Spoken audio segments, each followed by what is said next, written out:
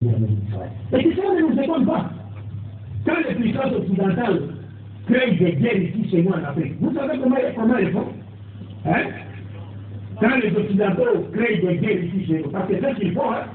Ils viennent ici, ils sèment une graine qui va engendrer des conflits politiques. Ils vont nous pousser à faire la guerre entre nous, pour que nous puissions détruire notre pays, et par après, ils viennent nous proposer une dette que nous ne saurons jamais rembourser, et comme nous ne rembourserons jamais cette dette, ils nous imposent leur volonté politique, et nous continuons à vivre sous le joug de leur politique habituelle. Alors, quand ils entretiennent des conflits en Afrique, qu'est-ce qui se passe? Quand la guerre commence, aussitôt ils envoient des avions pour venir chercher qui?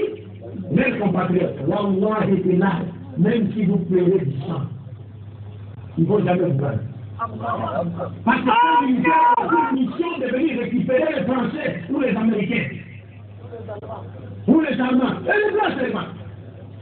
Ils vont récupérer leurs compatriotes, c'est tout. Vous allez pleurer du matin jusqu'au soir.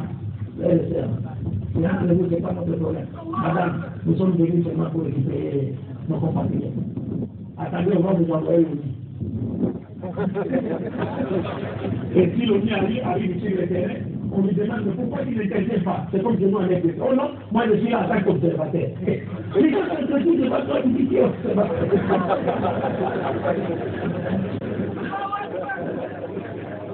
Voilà. Donc, vous voyez, comme ils font ces gens-là, ils viennent seulement pour récupérer leurs compatriotes, et c'est ce que Jésus avait recommandé à ses apôtres. N'allez pas chez les païens, n'entrez pas chez les Samaritains, n'allez plutôt chercher le début perdu dans les eaux d'Israël. Et les Occidentaux se sont inspirés de cet enseignement. Quand ils viennent ici, quand il y a compris, ils récupèrent juste leurs compatriotes. Vous comprenez? Et pour finir avec Jésus-Christ par rapport à ce deuxième critère, il dit dans Matthieu 19, 27 à 28, ses apôtres lui posent une question. Seigneur, maître, nous avons tout dit. Seigneur, à ce juif, en hébreu, ça ne veut pas dire Dieu, c'est un titre honorifique. C'est comme en arabe, on dit Raboutaï. C'est un titre honorifique, le maître de la maison. C'est un titre qu'on peut attribuer à Dieu ou au Seigneur. Alors il dit, maître, nous avons tout quitté, ce sont ses apôtres, Al-Hawariyun, plus de mal. Maître, nous avons tout quitté, nous avons suivi. Quelle sera notre récompense? Jésus te répond, les jours où le Fils de l'homme sera assis sur le trône de sa gloire, vous qui m'avez suivi, parce que chaque prophète sera assis sur son trône. Chaque prophète sera accompagné par les gens de sa communauté. Alors Jésus dit, le jour où le Fils de l'homme sera, il s'appelle Fils de l'homme, Ibn Adam, Ben Adama, c'est-à-dire celui qui a hérité le sang, la chair et l'os qu'avait Adam. C'est-à-dire pour nous montrer qu'il n'est pas Dieu, c'est le maître humain. Le jour où le Fils de l'homme sera assis sur le trône de sa gloire, vous qui m'avez suivi, vous serez de même assis sur 12 trônes pour juger les 12 tribus de la maison d'Israël. Remarquez ça. Vous serez de même, il avait 12 disciples en fonction du nombre de 12 tribus de la maison d'Israël. 12 tribus d'Israël. Il dit, le jour où moi Jésus, je serai assis sur le trône de ma gloire, au dernier jour, le jour du jugement. Vous de même les 12 apôtres que j'ai choisis, vous serez de même assis sur 12 trônes pour juger les 12 tribus de la maison d'Israël. Pas un seul trône pour les Nigériens et moi encore pour les autres. C'est pour juger les 12 tribus de la maison d'Israël. Il n'y a pas un seul trône pour les Nigériens, pour juger les Nigériens ou les Congolais. Parce que la mission de Jésus n'a rien à voir avec vous. Vous comprenez?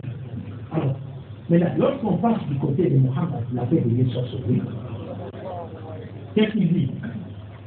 D'ailleurs, quand on regarde dans le Coran, Dieu vient nous dire, قل يا أيها الناس إني رسول الله إليكم جميعا. Lui, ne les ont fait. Parce qu'il fallait qu'on donne le degré de la lui-même. Pour vous, les humains, tous les êtres humains, je suis le messager de Dieu envers vous tous. Est-ce que Jésus a-t-il fait une telle déclaration? Il n'y a pas un seul verset de la Bible où Jésus dit, oh vous les êtres humains de partout, je suis le messager de Dieu envers de tous. Le soir, jusqu'à la fin du temps. Si vous défiez un pasteur, allez dormir même.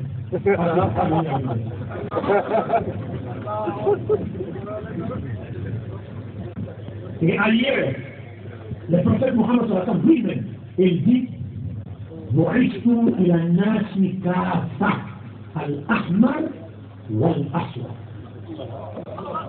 C'est lui Mohammed sallam qui parle.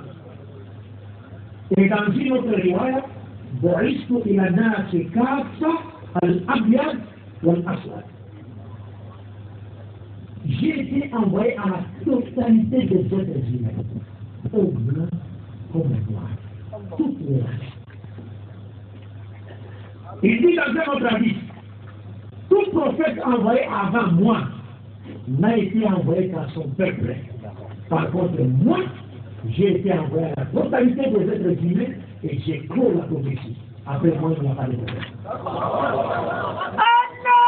Il n'y a pas un tel témoignage dans la Bible. Pas un seul prophète de la Bible n'a dit « J'ai été envoyé aux gens de toutes les nations, aux blancs comme aux noirs. » D'ailleurs, on ne cite même pas la race noire. D'ailleurs, selon la Bible, la race noire est sortie des noms qui étaient maudits. Ça, c'est selon la Bible. Et un savant juif, savant entre guillemets, parce que celui-là n'est pas un savant, c'est égal.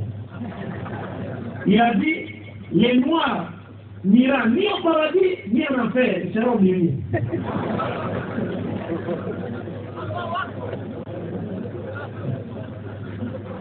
Vous comprenez?